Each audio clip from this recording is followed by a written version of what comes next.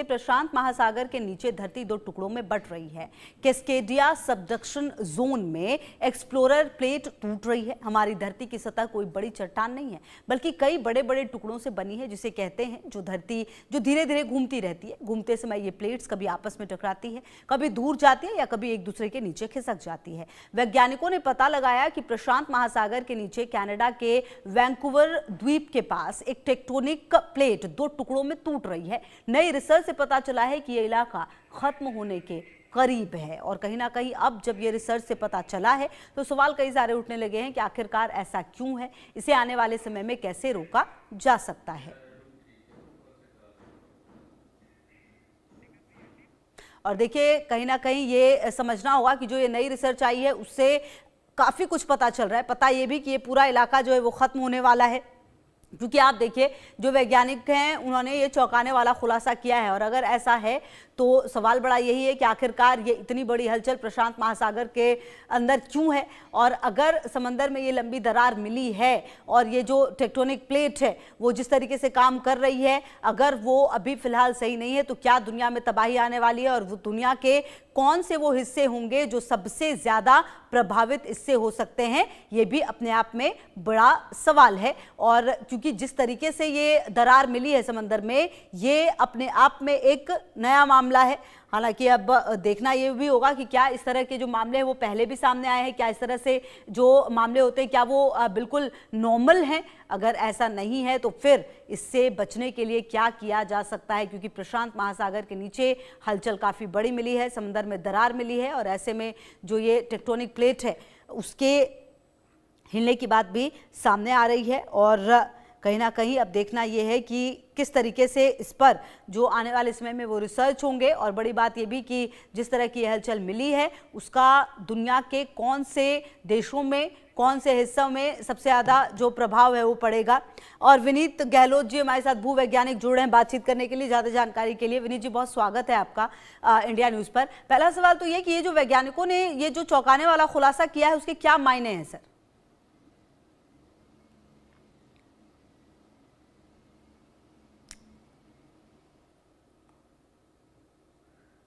विनीत गहलोत जी, क्या आपको आवाज आ रही है सर? सर आपकी आवाज आ नहीं रही, आप वापस से प्लीज अपना जवाब दें। जी, मैं ये कह रहा हूं कि आपको आवाज आ रही है? हाँ जी सर, अब आ रही है, प्लीज कंटिन्यू। जी जी, धन्यवाद। देखिए, जो जितनी धरती है हमारी वो कई टेक्टोनिक प्लेट से मिलकर बनी हुई है, और उनमें से एक सबसे बड़ी प्लेट जो है वो पैसिफिक प्लेट है। और हम कहते हैं कि साहब पैसिफिक प्लेट के चारों तरफ जितना भी इलाका है वो सभी भूकंप प्रभावित है, उसको हम रिंग ऑफ फायर भी कहते हैं।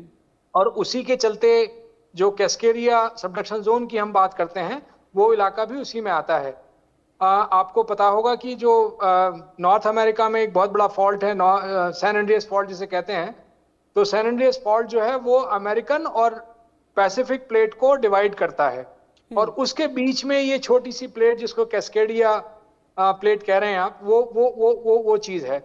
आपको ये भी बता दूं कि ये वही इलाका है जहां पे कि एक बड़े भूकंप आने की संभावना लोग करते रहते हैं, और लोग कहते रहते हैं कि कैस्केडिया सबडक्शन जोन जो है वो बहुत ही वहां पे कोई बड़ा भूकंप, मेगा अर्थक्वेक मैग्नीट्यूड 8 का या उससे भी बड़ा कोई बड़ा भूकंप आ सकता है।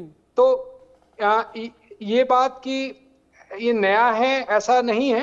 हमारे पास प्लेट्स जो हैं वो बनती हैं, और जो कुछ भी प्रोसेस है वो मिलियंस ऑफ ईयर्स में चलता है। तो ऐसा नहीं है कि ये प्लेट आजकल में ही बनी है या ये सबडक्शन जोन आजकल में ही बना है। ये खोजा आज गया होगा, उसका आज जो आप उसके एक्सप्रेशन देख रहे हैं वो आपको आज दिखाई दे रहे हैं, लेकिन बेसिकली ये प्रोसेस बहुत मिलियंस ऑफ ईयर, लाखों करोड़ों साल में चलता रहता है। और ये प्लेटें बनती हैं, बिगड़ती हैं, मिलियंस ऑफ ईयर्स की साइकिल होती है इनकी। तो ये प्रोसेस तो चलता है, इसमें कोई उसकी बात नहीं है। लेकिन सबसे बड़ा जो लोगों को इसमें जो जिसके बारे में लोग चिंतित हैं कि क्या ये इलाका कोई बड़ा भूकंप ला सकता है या नहीं, और अगर आएगा तो वो कब आएगा, वो सबसे बड़ा चिंता का विषय। तो सर कब आएगा? अगर मान लीजिए ऐसा है तो क्या इसका कोई कैलकुलेशन किया जा सकता है? और बड़ी बात ये भी कि अगर ऐसा होता है तो कौन सा हिस्सा सबसे ज्यादा प्रभावित होगा दुनिया का? ये कब आएगा तो एक ये कहना थोड़ा मुश्किल है, क्योंकि अभी भी हम जो अब इसकी जो भूकंप की भविष्यवाणी है वो नहीं कर पाते हैं। लेकिन ये हमें मालूम है कि कैस्केडिया में कई 100 सालों से बड़ा भूकंप नहीं आया है उस इलाके में, और क्योंकि जो एनर्जी है वो लगातार उसमें संचित हो रही है, तो इसका मतलब ये है कि भूकंप की प्रक्रिया वहां पे जो उसकी जो ऊर्जा संचित होने की प्रक्रिया है वो तो लगातार बनी हुई है। इसका मतलब भूकंप तो आएगा और बड़ा आएगा।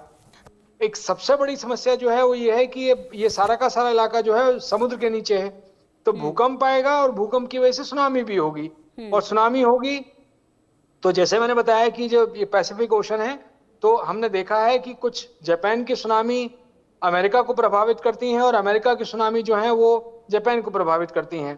तो यानी कि उनकी जो मारक क्षमता होती है वो काफी दूर तक होती है, तो उस लिहाज से लोग इसके बारे में ज्यादा चिंतित होते हैं। बिल्कुल। अच्छा विनीत जी, सर एक सवाल ये भी कि जब अगर मान लीजिए कि हम आज टेक्नोलॉजी में इतना आगे बढ़ चुके हैं, तो क्या ऐसा हो सकता है कि हम इस तरह की अगर कुछ चीज होती है तो उसके प्रभाव को कम से कम कर सके? ठीक है, हम किसी चीज को रोक नहीं सकते, लेकिन उसके प्रभाव को कम कर सकते, क्या ऐसा कुछ है हमारे पास? ये आपका बहुत ही बढ़िया सवाल है, और इसका जवाब शायद हमें मालूम भी है कि इसका जवाब क्या है। आज की तारीख में अगर आप जो हमारे विकासशील या अविकसित क्षेत्र या जो डेवलपिंग कंट्रीज हैं उनको देखो कि वहां पे अगर कोई छोटा भूकंप आता है, अफगानिस्तान को देख लीजिए, तो उस भूकंप में बड़े आराम से 100,000 लोग निपट जाते हैं। लेकिन अगर वैसा ही भूकंप अगर कोई जापान में आता है या अमेरिका में आता है, तो मुश्किल से शायद कोई कैजुअलिटी नहीं होती है, और थोड़ा बहुत होता है तो थोड़ा बहुत इकोनॉमिक लॉस जरूर होता है। तो सवाल का जवाब यही है कि अगर आपकी इमारतें, अगर आपके स्ट्रक्चर्स जो हैं आपने वो सेफ्टी ले रखी हैं, आपने अपनी इमारतों को मजबूत बना रखा है, तो आपका चाहे भूकंप बड़ा हो तब भी आपका नुकसान नहीं होगा। ये एक सबसे बड़ा काम है जो हम सब लोग इसकी आज की तारीख में जिसकी तरफ हम लोग गतिशील हैं, कि हम लोग कहते हैं कि हम अर्थक्वेक को रोक नहीं सकते, हम उसकी भविष्यवाणी नहीं कर सकते, लेकिन उसकी क्षमता जो है, उसकी मारक क्षमता है, उसको तो कम कर सकते हैं। और उसको कम करने का एक ही तरीका है कि आप अपने स्ट्रक्चर्स को, आप अपने बिल्डिंग्स को, जो आपके बिल्डिंग कोड्स हैं इसलिए आपके इलाके में जो भी हैं वहां पे, हमें मालूम है कि हमारे पास एनडीएमए ने लगातार उसके बारे में बात करते हैं, तो बिल्डिंग कोड्स हैं हमारे पास। अगर हम उन पर ध्यान दें और अपनी इमारतों को ढंग से बनाएं, अपनी स्ट्रक्चर्स को ढंग से बनाएं, तो उसकी वजह से क्षति कम से कम बहुत कम हो सकती है। बिल्कुल। अच्छा सर, ये जो पूरी स्टडी की गई है और जो बातें इसमें सामने आई हैं, जैसा कि आप बता रहे हैं कि डरने वाली कोई बात नहीं है, लेकिन हाँ, क्योंकि ये बहुत पहले ये सारी चीजें हुई होंगी, लेकिन ये जो स्टडीज सामने आई हैं इसको देखकर क्या लगता है कि कितना ज्यादा परेशान होने की जरूरत है, किस तरीके से इस पर वर्कआउट किया जा सकता है, और सबसे इंपॉर्टेंट ये कि अगर कुछ गलत होता है ये कितना नॉर्मल है? मतलब सर ये कितना नॉर्मल है, ये जो स्टडी की गई और जो रिजल्ट्स आए कितना नॉर्मल है? देखिए, हम लोग ये कहते हैं कि साहब अगर आप किसी जंगल से जा रहे हैं और आप कोई शेर वहां पे सो भी रहा होगा और आपको पता नहीं है कि शेर सो रहा है, शेर जरूर होगा वहां पे, तो आप चुपचाप निकल जाएंगे, आपको कोई वो नहीं है। लेकिन आपको पता लग जाए कि शेर आ गया है तब आपकी धड़कन ज्यादा बढ़ जाती है। तो जब हमें पता लग गया कि वहां पे कैस्केडिया सबडक्शन जोन है, जो कि हमें पता था, लेकिन अब हमें उसके बारे में जानना शुरू कर दिया हमने कि अच्छा वहां पे तो जो दरारें हैं या जो फॉल्ट हैं वो बहुत ही मैच्योर्ड हैं, वो बहुत ही दिखाई देते हैं, तो आपका डर स्वाभाविक रूप से बढ़ जाता है। तो जब तक कि कोई चीज पता ना हो तब तक हम लोग उसके बारे में अनभिज्ञ होकर उसके बारे में ज्यादा सोचते नहीं है, लेकिन जब पता लग जाता है तब उसके बारे में चिंता बढ़ जाती है। तो कुल मिलाकर सर ये जो प्रशांत महासागर के नीचे ये जो हलचल बढ़ी और जो हम टेक्टोनिकल जो प्लेट्स कहते हैं उसका तो नेचर ही वही होता है, वो हिलना और एक जगह से दूसरी जगह शिफ्ट होना। ये किस समय सर अब नॉर्मल, मतलब अगर जैसे जब स्टडी होती है और जब कुछ ऐसी चीज आए तब हमें और ज्यादा चिंता करने की जरूरत है, क्योंकि कुछ देशों ने तो सर टेक्नोलॉजी में बहुत ही जबरदस्त तरीके से अगर हम देखें तो काम किया है। अगर जापान की बात करें तो इतना ज्यादा प्रभावी था, लेकिन कैसे खुद को संभाला है उसने, ये काबिले तारीफ है सर। और भी एक दो देश हैं का एग्जाम्पल दिया जा सकता है। बिल्कुल सही बात है कि जो कुछ देश हैं जो देखिए, एक सबसे बड़ा सवाल जो हम सब लोग आपस में करते रहते हैं, किसी देश की तरक्की खाली उसकी रेजिलियंस को नहीं बढ़ाती है, वहां का करप्शन जो है वो बहुत ज्यादा मायने रखता है। कि हम लोग ये देखते हैं कि जो जितने भी देश हैं जिनकी आप बात करें, चाहे जापान हो, चाहे वो यूरोप के कुछ कंट्रीज हो या अमेरिका हो, तो जैसे जैसे करप्शन लेवल बढ़ता है तो आपके जो स्ट्रक्चर्स है उसकी वीकनेस बढ़ती जाती है। जितनी ज्यादा गरीबी उतना ज्यादा करप्शन और उतना ही ज्यादा आपकी जो इमारतें हैं वो कमजोर। तो ये सब जितने भी कंट्रीज हैं आप देखेंगे वो उनमें कम से कम कंस्ट्रक्शन प्रैक्टिसेस में एक ईमानदारी है, वो रूल्स को फॉलो करने वाले लोग हैं कि जो बिल्डिंग कोड्स अगर सरकार ने कुछ बनाए हैं तो वो उनको फॉलो करते हैं। हमारे साथ क्योंकि हम लोग गरीब हैं, हमारा देश इतना विकसित नहीं है, तो और हम लोगों के पास वो एनफोर्समेंट नहीं है, हम लोग एनफोर्स नहीं करते कि साहब बिल्डिंग कोड को आपको नहीं, अगर आप नहीं जी। इसको लागू करेंगे तो हम आप पे फाइन कर देंगे। वो हमारे